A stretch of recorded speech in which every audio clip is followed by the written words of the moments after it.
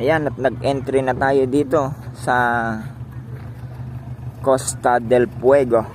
Ayan, oh. Costa del Fuego.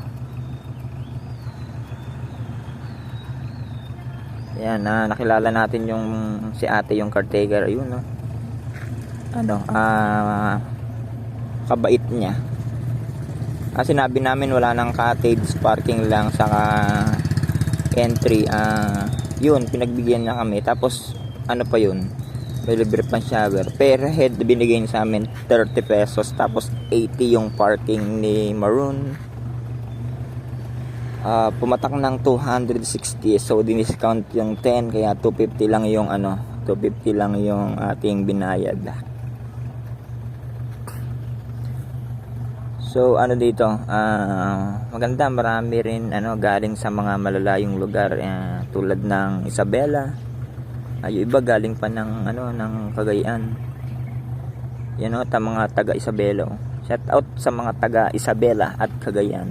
Yan. Ayun na yung dagat, nakikita na.